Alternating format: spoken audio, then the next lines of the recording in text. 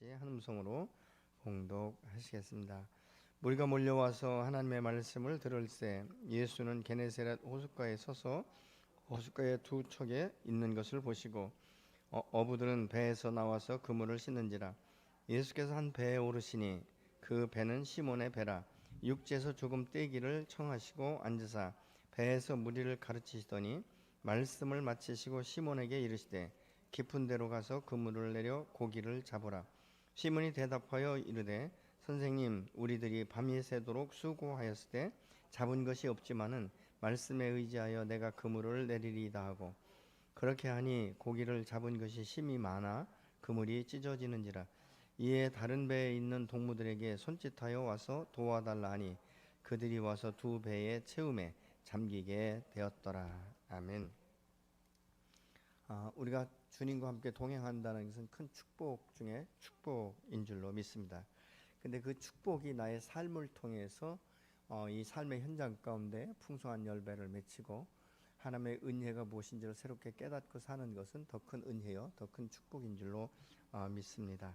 근데 이 모든 것들이 우리 안에서 실천되기 위해서는 중요한 것이 뭐냐면 그 말씀이 아무리 좋은 말씀이라 할지라도 내가 순종하지 않으면 아무런 결과적으로 효과가 없고 열매를 취할 수 없다는 것이죠. 이 성프란시스 형제회가 이 영성이 굉장히 뛰어났고 이 거룩한 영성을 가지고 살던 하나의 그 모임입니다. 그런데 하루는 한 젊은 이 청년이 나도 이 수도회에 들어와서 좀 훈련받고 싶습니다, 이렇게 이야기를 하자 이 형제에 소속된 사람들의 마음 가운데 이제 계속적으로 어떻게 해야 될까, 이 사람을 어떻게 하면 받을 수 있을까, 이제 이런 문제로 굉장히 이제 당혹하게 이렇게 생각할 때 이 성 프란시스가 이렇게 질문을 합니다. 형제님, 저 밭에 가서 지금 배추 한 포기를 뽑아서 거꾸로 심고 오십시오, 이렇게 이제 이야기를 했다는 것이에요. 여러분 같으면 그렇게 여러분들에게 말할 때 어떻게 대답하실 것 같습니까? 어떻게 반응하실 것 같습니까? 왜 이렇게 말하는가? 이것은 우리가 상식적으로 생각해도 또 지식을 통해서 우리가 생각해봐도 이건 말도 안 되는 정말로 이상한 사람처럼 그렇게 느껴지지만 한 모임의 공동체 안에서 서로와 서로를 연합하고 이 권위 질서를 따라서 순종하지 않으면 그 공동체는 건강한 공동체로 세워질 수 없는 것처럼 우리가 하나님의 말씀 앞에 아무리 좋은 말씀이 있다 할지라도 그 말씀대로 순종하지 않으면 아무것도 가져올 수 없는 이 모습을 우리가 볼 수 있는 것이죠. 그럼 왜 이 프란시스가 이렇게 했을까? 그것은 뭐냐면 영적 이 공동체 안에서 그 권위 질서에 순종할 것인가 안 할 것인가를 테스트하기 위한 것이었다라고 말을 합니다. 오늘도 이 본문에 보면 사실은 이 베드로는 이 갈릴리 호수에서 어부로 잔뼈가 굵은 사람이에요. 어떻게 보면 고기 잡는 일에 대해서는 아주 내노라 할 만큼 해박하게 알 수 있는 사람이죠. 근데 밤이 맞도록 이 수고하고 그물을 내렸는데 그날따라 아무런 이 수확이 없는 거예요. 그 이제 동이 더 오고 이제 낮이 밝아오니까 이제 더 이상 우리가 이 그물을 내려도 별 효과가 없겠다. 그동안 이제 경험한 것들이 있기 때문에 그래서 호숫가에 나와서 이제 그물을 씻는데 아니 젊은 이 청년이 오더니 그 배에 오르는 거예요. 그리고 그 호숫가 주변에 이렇게 언덕에 많은 사람들이 모였는데 물이다 이렇게 말하고 있거든요. 배를 좀 띄우라고 해서 좀 띄워서 이제 이 말씀을 선포하기 시작하는데 마가복음 4장 1절 이하에 보면 이 예수님께서 이 씨 뿌리는 비유에서부터 시작해서 비유로 이 무리들에게 말씀을 이제 가르치기 시작합니다. 근데 말씀이 끝나고 나더니 베드로에게 이렇게 말하는 것이죠. 그 깊은 데로 가서 그물을 내려라, 이렇게 말씀을 합니다. 사실 지금까지 이 베드로나 이 친구들이 함께 경험한 바에 의하면 지금 가서 그물을 내리는 것은 헛수고가 되는 것이죠. 그런데 밤새워서 그 일을 했기 때문에 더군다나 고기가 안 잡힌다는 사실을 이 베드로는 지금 경험하고 이것이 낚아지지 않으니까 여기서 힘이 더 들어지고 이 낙심하는 이런 이 상태의 그 마음인데도 불구하고 주께서 말씀하시는 거예요. 그래서 이 베드로가 거기에 대해서 이제 반응을 하기 시작을 합니다. 본문 5절에 보니까 시몬이 대답하여 이르되 선생님, 우리들이 밤이 새도록 수고하였을 때 잡은 것이 없지만은 말씀에 의지해서 그물을 내리리라, 이렇게 말합니다. 여기서 수고했다 이 말은 피곤하다, 지친다 이런 의미를 가지고 있어요. 그래서 주님께 말씀을 드리기를 우리가 밤이 새도록 고기를 잡느라고 너무 피곤하고 지금 지쳐 있는 상태입니다. 그리고 뭐 그물을 내려봐도 별 수 없지 않겠습니까? 이런 지금 의견을 이야기하고 있는 것입니다. 그러면서도 이제 이 베드로가 하기를 그렇지만 내가 당신의 말씀에 의지해서 그물을 내리겠습니다. 이렇게 이제 결국은 순종하는 모습을 볼 수 있죠. 여러분, 우리가 어떤 일에 대해서 열심히 했고 최선을 다해서 했는데도 이 결과가 뚜렷하게 나타나지 않는다든가 아니면 그 결과가 실패로 끝났을 때 이 우리 마음 가운데 들어오는 마음들은 정말 이것이 시원하고 후련하다 이것이 아니라 낙심되고 이 실패에 대해서 또 자기가 그동안 심혈을 기울인 것에 대해서 내가 헛일했구나 이런 생각들을 하게 되면 참 허망하다. 우리가 그런 결론을 가져올 수도 있지 않겠습니까? 그런데 이 지금 베드로와 이 동료들이 밤이 새도록 이 그물을 내린 것은 사실이지 않습니까? 그런데도 불구하고 베드로는 당신의 말씀대로 내가 깊은 데 가서 순종하겠습니다 라고 말하고 있죠. 얼마든지 인간적으로 생각하면 이 거부할 수 있는 이 여건, 이 조건이 다 갖춰져 있는 상태인 것을 우리가 알 수 있죠. 또 지금 깊은 데로 가서 그물을 내린다고 해도 과거에 자기의 경험에 의하면 고기가 잡힐 리가 만무한 이런 상태라는 것이죠. 또 만약 잡히지 않는다면 우리 동료들이 얼마나 이 지금 더 큰 허망함을 가질까. 차라리 그곳에 그물을 내리지 않고 좀 쉬었다가 오히려 저녁 때 다시 고기 잡는 것을 시작하는 것이 더 효과적이지 않겠는가 이런 생각을 할 수도 있다는 것입니다. 그럼에도 불구하고 그가 순종하는 것이죠. 그래서 그물을 내렸을 때 그럼에도 베드로가 이제 믿음이 그러면 좋냐? 여러분 어떻게 생각해요? 베드로가 믿음이 좋아서 밤이 맞도록 그물을 내렸는데 헛수고했는데도 불구하고 주께서 말씀하시니까 내렸을까? 전 그렇게 생각하지 않아요. 베드로는 그렇게 믿음이 좋았다면 밤이 맞도록 수고했다는 말을 할 필요가 없어요. 아이고 주님 이제 오셨어요. 진작에 말씀해 주시죠. 오히려 그걸 기쁨으로 감사함으로 그물을 내렸을 거예요. 그럼 어떻게 이 베드로가 그물을 이런 상황 가운데 내렸을까? 1절 3절의 내용을 보면 베드로의 배에 예수님께서 오르셔서 무리들을 가르치셨기 때문에 그 가르치시는 말씀을 듣는 중에 믿음이 생겼던 것 같습니다. 그래서 우리가 로마서 10장 17절을 같이 한번 보시겠습니다. 그러므로 믿음은 들음에서 나며 들음은 그리스도의 말씀으로 말미암느니라. 그리스도의 말씀을 듣다 보니까 그 안에 믿음이 생겼고 그렇다면 이분이 말씀하시는 대로 내가 한번 해보고 싶다 이런 마음이 그에게 있었던 것이죠. 그렇기 때문에 그가 순종을 했던 것입니다. 여러분 오늘날도 많은 사람들이 이 순종하지 못하는 이유는 여러 가지예요. 뭐 육체적으로 피곤하고 병들어서 아니면 내 생각과 내 계획과는 너무 많은 차이가 나기 때문에 또 현재의 상황을 보면 마치 그렇게 할 수는 있지만 그렇게 해서 안 될 때 그 닥쳐올 후폭풍에 대해서 많은 생각을 하기 때문에 우리가 주님 앞에 온전히 순종하지 못하는 경우를 볼 수 있다는 것이죠. 예를 들면 요나서에 보면 요나가 여호와의 음성을 들을 수 있는 하나님의 사람이었어요. 그래서 니느웨 성에 가서 너희가 40일 안에 회개하지 않으면 내가 심판할 것이다 라는 말씀을 선포하라고 분명히 들었습니다. 근데 이 요나가 생각할 때 자기 생각에 이 아수르의 옛 수도였던 니느웨 성 사람들이 회개하고 돌아온다는 것은 용납이 안 되는 거예요. 왜냐하면 이 아수르가 북이스라엘을 점령하면서 이 점령한 것으로 끝나지 아니하고 혼족을 만들어 버렸잖아요. 그래서 이 사마리아 사람들 같은 경우는 유대인들이 아예 상종도 안 할 만큼 그렇게 혼족을 만들어 놓은 정말 어떻게 보면 나라를 뿌리채 흔들어 버린 그런 악독한 나라의 수도였었기 때문에 자기가 생각해 볼 때 이건 이치에 맞지 않는 거예요. 하나님, 내가 다른 건 다 이해할 수 있지만 이것은 아니지 않습니까? 그래서 요바항에 가서 이제는 다시스라는 전혀 다른 방향으로 가는 이 배를 올라타는데 여호와께서 이제 풍랑을 대적하는데 얼마나 이 풍랑이 강한지 배를 삼킬 것 같은 그렇지 않습니까? 그러니까 그 배에 탔던 선주들이 모든 것들 다 이 배에서 이 짐짝들을 다 바다에 던지게 하고 그래도 이것이 이제 잠잠하지 않으니까 결국은 재배복귀를 하는데 하여튼 우여곡절 끝에 결국 이 요나가 어쩔 수 없이 이 느느웨 성에 가서 외치는 이 모습을 우리가 요나서를 통해서 볼 수 있게 됩니다.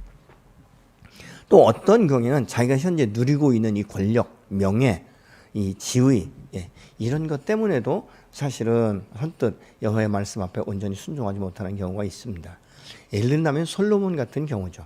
솔로몬은 이 아버지 다윗으로부터 또 그리고 많은 이 사람들로부터 이 율법을 들어서 익히 알고 있었어요. 언약의 말씀도 알고 있었고, 자기 집 가운데 이 왕이 계승되기 위해서는 어떻게 될 것인가, 이런 이야기도 이미 다 들었다는 것이죠.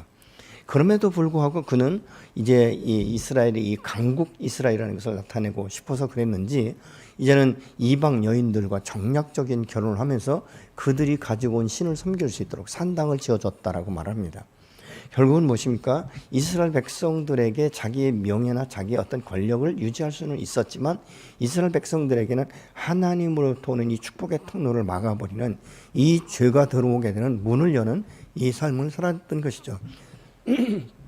그래서 솔로몬은 자기 인생 가운데 화려한 인생을 살다 보니까 내가 정말 화려한 인생을 잘 살았다 이렇게 말하지 않고, 전도서를 통해서 그가 고백하는 모습을 보면 내 인생은 마치 손으로 바람을 잡으려는 것과 같았다 이러면서 참 인생이 얼마나 허망하고 헛되고 헛되며 헛된 것인지 알았다라고 전도서를 통해서 이 말하는 것을 우리가 볼 수 있지 않겠습니까?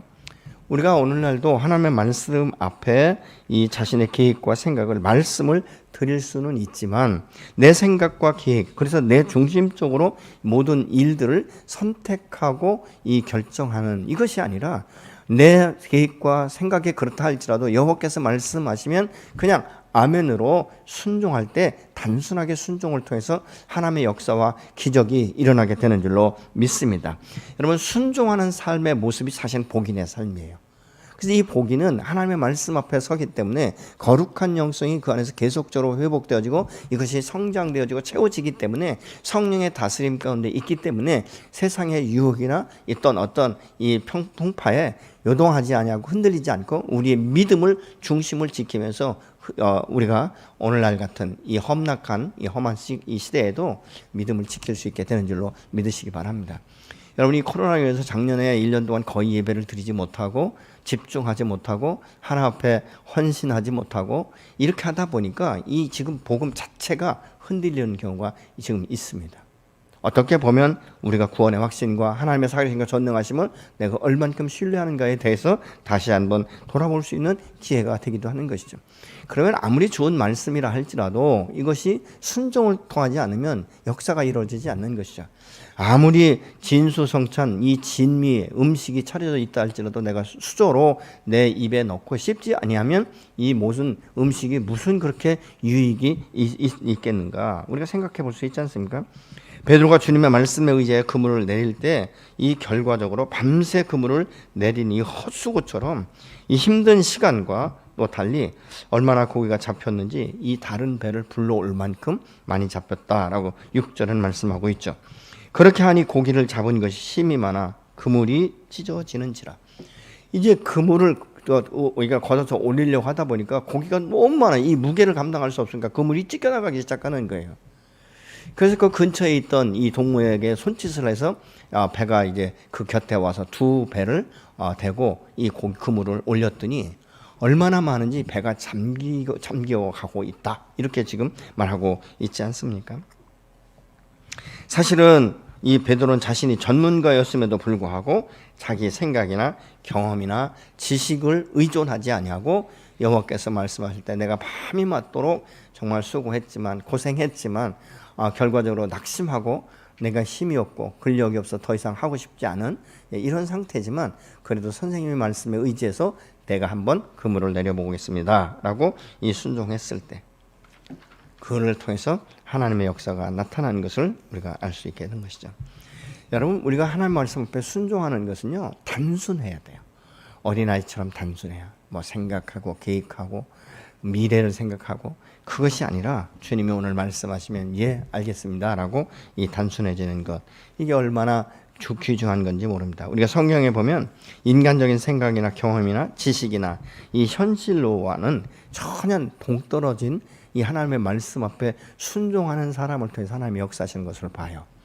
예를 들면 우리가 창세기 12장 아브라함을 본토지체가 아비집을 떠나라고 말씀하셨을 때 사실 히브리서에 보면 갈 바를 알지 못했다라고 말씀하고 있죠.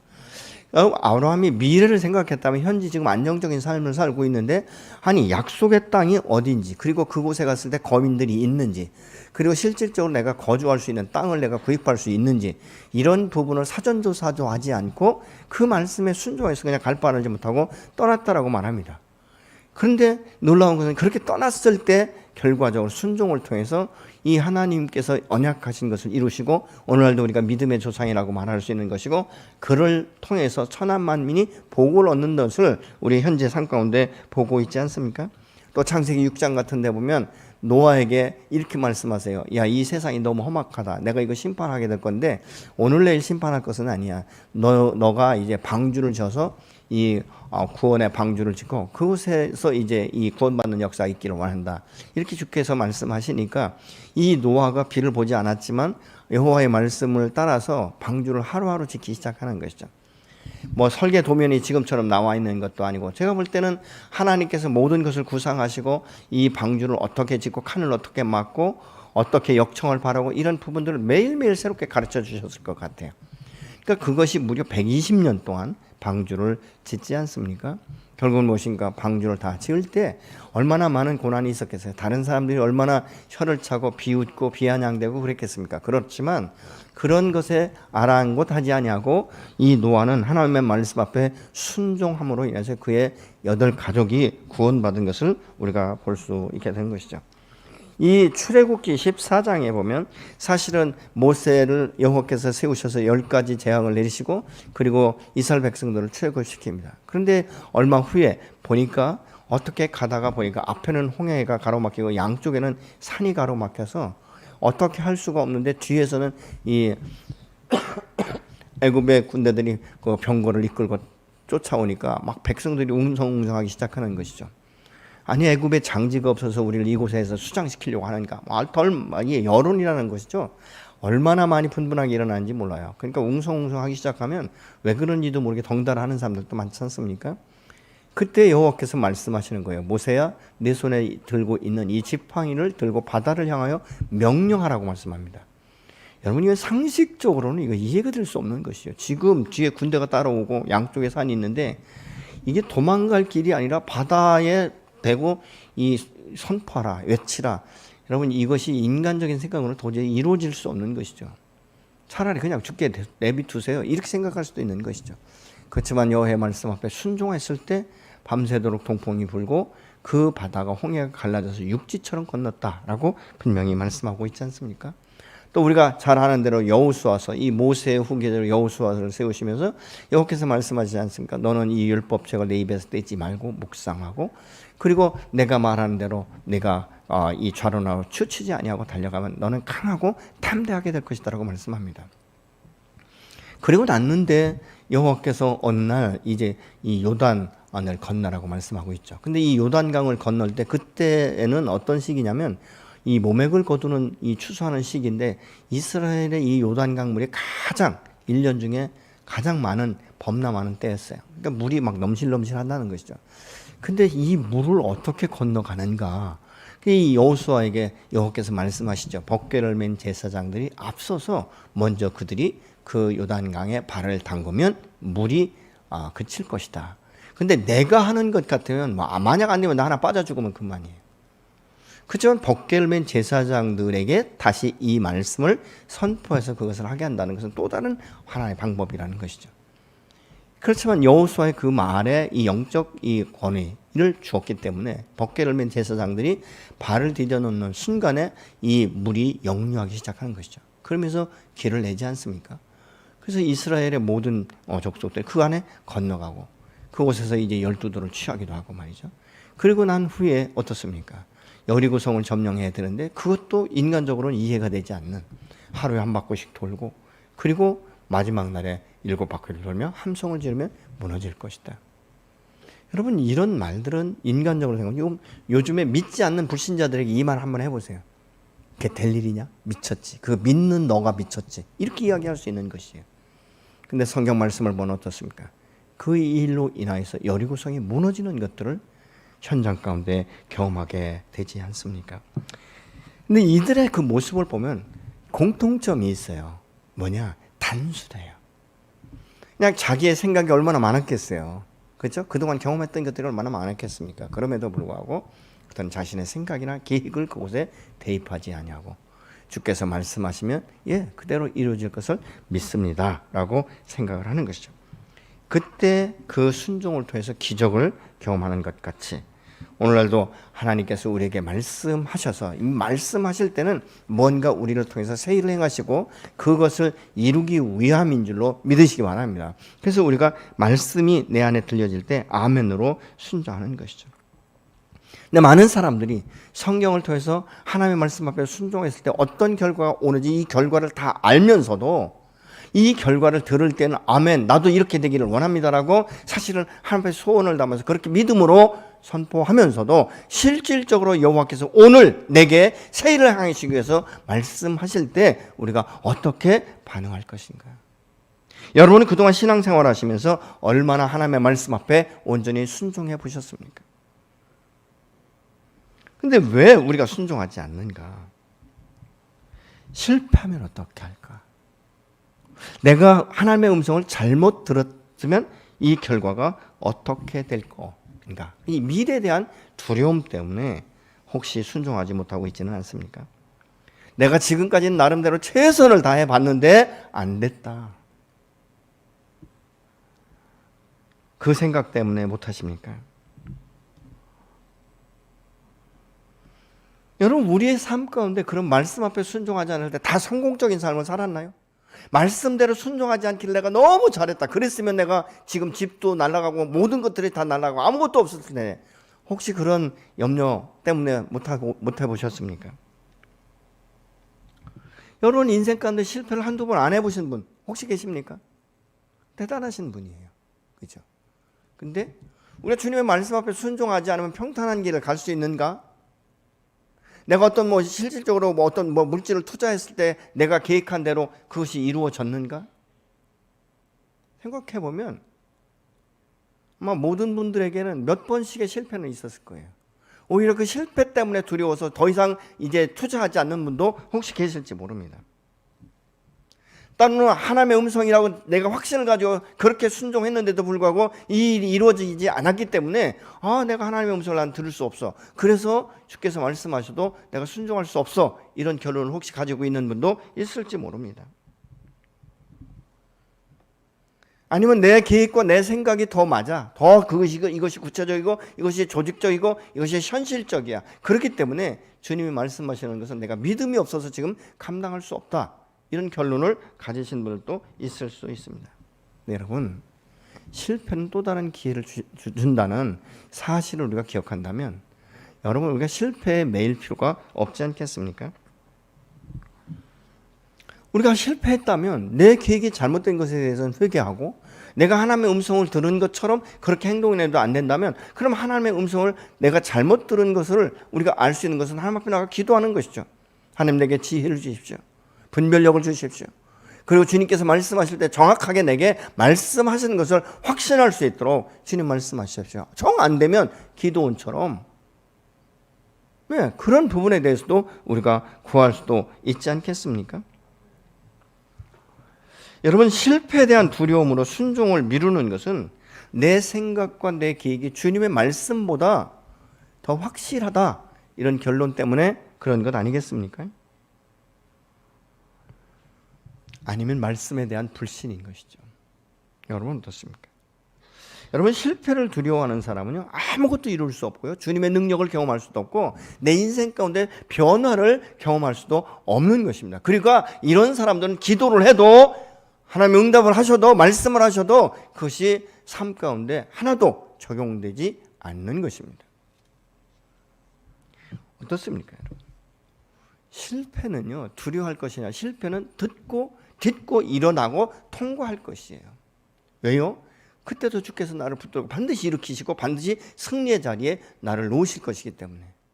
주님 말씀하시잖아요. 내가 너와 영원토록 함께 할 것이다. 네가 내 말을 듣고 행하면 그대로 이루어질 것이다 라고 말씀하고 있잖아요. 네가 기도했느냐? 그러면 믿어라. 믿음대로 될 것이다 라고 분명히 말씀하고 있는 것이에요. 여러분 우리가 잘 아는 대로 요한복음 5장의 베데스다 연못가에 38년 된 환자가 있었습니다. 여러분, 이 사람이 38년 동안 그대로 누워서 아무 행동도 취하지 않으면서 낫기를 원했을까요? 수없는 실패를 했을 것 같아요. 물이 동했다는 소리를 이미 들었는데도 불구하고 나름대로는 굴러가든지 기어가든지 얼마나 열심히 노력했을 거예요. 실패하고 머물고 나는 안 돼, 나는 이제 죽을 수밖에 없어, 자포자기했다면 아마 베테스다 연못가에 있을 필요도 없겠죠. 근데 어느 날 주께서 오시잖아요. 말씀하십니다. 내가 낫기를 원하냐? 내 자리를 들고 일어나 걸어가라. 여러분, 38년 동안 누워 있었어요. 어떻게 보면 오늘날도 우리가 뼈가 골절이 되면 이제 물리치료를 받지 않으면 그것이 다 나을 때까지 기다리는데, 여러분, 이 근육이라든가 이 모든 신경계가 움직이지 않는 거예요. 그게 굳어버리는 거예요. 그래서 얼마나 그것이 힘든지 말이죠. 그러니까 물리치료를 받잖아요. 어떤 때는 물리치료가 막 깜짝 놀라게 확 꺾어버릴 때가 있잖아요. 그냥 악소리를 지를 만큼 말이죠. 그러면서 굳었던 것들이 풀리는 것이죠. 근데 이 38년 된 환자가 예수님의 말씀 한마디에 어떻게 일어나는지는 모르지만 일어납니다. 일어나지잖아요. 이걸 전한 대로 이 사도행전 3장에도 이 베드로와 요한이 내게 있는 것, 내가 원하는 것을 내게는 없지만 내게 있는 것을 내게 주는 너는 일어나 걸어라. 나사렛 예수의 이름으로 걸으라고 말할 때 그가 일어나지 않습니까? 또 우리가 잘 아는 대로 마가복음 5장 25절 이하에 보면 12의 혈루증 앓는 여인이 많은 여러 의원에게 자기를 보였다라고 말을 합니다. 이 혈루증의 근원을 아무도 치료할 수 없었어요. 여인이 수치스럽고 이 부분들을 많은 의원들에게 내보였습니다. 그러면 의원들이 무료로 했을까요? 그렇지 않을 거예요. 나름대로 자기의 돈을 그곳에 가지고 와서 냈겠죠. 그렇다면 이렇게 많은 의원들에게 자기를 보일 만큼 그렇게 여러 번 반복적으로 했는데 모두가 다 실패하지 않습니까? 근데 어느 날 예수님께서 그곳을 지나간다는 소리를 들으면서 이 여인에게 소망을 품습니다. 무엇입니까? 예수님의 옷자락에 내가 손을 대어도 낫겠다는 이런 작은 믿음의 발단이 그를 움직이게 만들지 않습니까? 그리고 이 밀고 쓸리는 가운데도 그 여인이 끄덕 들어와서 예수님의 옷자락에 손을 대는 순간에 혈루의 근원이 말랐다라고 말합니다. 여러분, 실패에 대한 두려움이 있었다면 이 여인은 평생 혈루증으로 앓다 죽었을 것이에요. 실패는 또 다른 도전의 기회가 되며 또 다시 자기를 세울 수 있는 그 기회가 되는 줄로 믿으시기 바랍니다.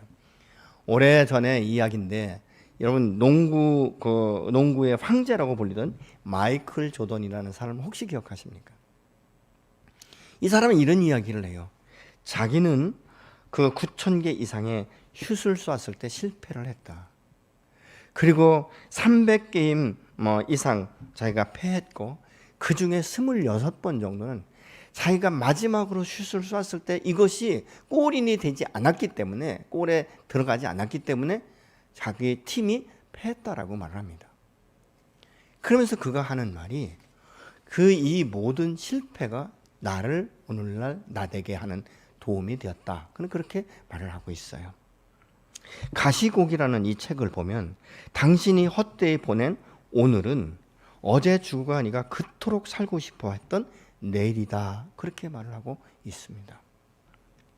여러분, 베드로가 밤이 맞도록 고기를 잡는데 실패하고도 깊은 데로 가서 그물을 내리라는 말에 순종한 것은 자기의 경험, 어떤 밤새워 지금까지 고기를 잡았기 때문에 지친 몸, 낙심된 마음, 이런 것들을 내려놓았기 때문에, 주께서 말씀하시기 때문에 내가 선생님의 말씀대로 그물을 내리겠다는 결단을 하고 그물을 내렸을 때 그 순종을 통해서 넘치도록 고기를 잡았을 뿐만 아니라 다른 사람들에게도 이 선한 영향력을 끼치는 것을 볼 수 있습니다. 7절에 보면 이에 다른 배에 있는 동무들에게 손짓하여 와서 도와달라 하니 그들이 와서 두 배의 채움에 잠기게 되었더라 라고 말씀하고 있죠. 베드로 한 사람의 순종을 통해서 많은 사람들에게 이 주님의 살아계심과 주님의 전능하심과 주님의 말씀대로 이루어지는 것을 보이게 되지 않습니까? 여러분 한 사람의 순종이 올 한 해 동안 여러분의 가정 가운데 살아계신 하나님, 전능하신 하나님을 모든 가족들이 알게 하시고 이 믿음의 공동체 안에서 동일한 역사들이 일어나는 것들을 보기를 간절히 소망합니다. 여러분, 그러면서 이 베드로가 그것으로 끝나지 않습니다. 이 기적을 보는 순간에 그 주님의 주님 되심을 이가 인정하지 않습니까? 그래서 8절에 보니까 베드로가 예수님의 무릎 앞에 엎드려서 고백하죠. 내가 죄인입니다. 나를 떠나십시오. 그리고 나서 이 베드로가 이제는 이 그물과 배와 모든 것을 버리고 예수님을 따랐다라고 말씀하고 있습니다. 내가 기적을 먼저 보고 행동하는 것이 아니라 말씀 앞에 순종할 때 기적이 일어나는 것이고, 기적을 통해서 사실 하나님 전능하신 하나님은 나와 내 동료들과 또 가족과 우리 믿음의 공동체와 이 열방 가운데 불신자들에게도 내가 너를 보면 살아계신 하나님이라는 것을 내가 인정할 수밖에 없다라고 말할 수 있도록 하나님께서 올 한 해 동안 여러분을 축복하시고 여러분을 세우시고 여러분의 가정을 일으키실 수 있는 능력의 역사가 경험되는 하나가 되시기를 예수님으로 축복합니다. 작년에 코로나로 인해 수 없는 것들을 우리가 유산시켰죠. 모든 계획과 모든 것들이 좌절과 때로는 포기 안에 우리가 들어갔을 것이에요. 그럼에도 불구하고 올해는 그러면 어떻게 할 건가? 출발부터 지금 보면 야, 이거 올해 이거 장난 아니겠다. 올해는 작년보다 더 어려워지겠다. 이런 생각을 우리가 가질 수 있어요. 그러나 여호와께서는 말씀하십니다. 오히려 이런 것이 너희가 기회가 될 것이다. 이런 것을 통해서 너에게 믿음이 더 성장될 것이고 내가 너의 믿음을 보기를 원한다. 너의 믿음을 통해서 내가 역사하기를 원한다라고 말씀하시는 주님 앞에 새로운 소망을 가지고 올해는 주님이 말씀하시면 내가 어찌하든지 내 모든 계획과 내 모든 것들을 현재 상황에 맞추는 것이 아니라 순종하기로 결정하는 저와 여러분이 되시길 예수로 부탁하고 축원합니다. 하나님은 반드시 당신의 말씀을, 당신의 언약을 성취케 하시는 분이신 줄로 믿습니다. 내가 믿는 하나님은 살아계신 하나님이십니다. 아멘. 여러분이 믿는 하나님은 살아계십니까? 전능하십니까? 새 일을 행하실 수 있습니까? 어떻습니까? 여러분의 하나님은 기적을 일으키실 수 있는 하나님이라고 믿어지십니까? 그렇다면 그 말씀 앞에 순종하시기 바랍니다.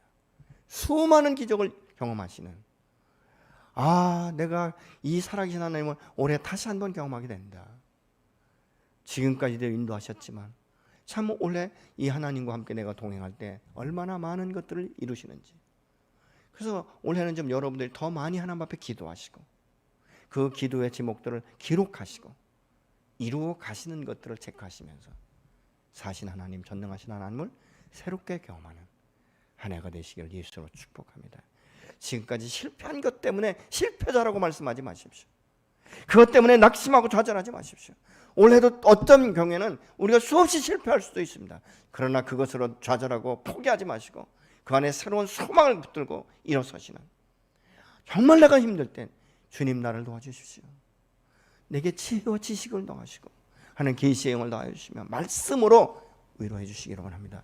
이렇게 주님 앞에 나가 기도할 때 지금까지 한 번도 경험하지 못했던 일들을 경험하며 여러분의 기도를 통해서 여러분의 자녀들과 여러분의 가정과 가문이 회복되는 역사가 일어날 줄로 믿으시고 주님 앞에 나아가시기를 바랍니다. 하나님은 살아계십니다. 그래서 이 시간 그렇게 기도하고 싶어요. 내 하나님은 살아계신데 하나님, 내가 살아계신 하나님의 말씀 앞에 순종할 수 있는 믿음을 더하여 주옵소서. 단순한 믿음을 더하여 주시옵소서. 함께 기도하시겠습니다.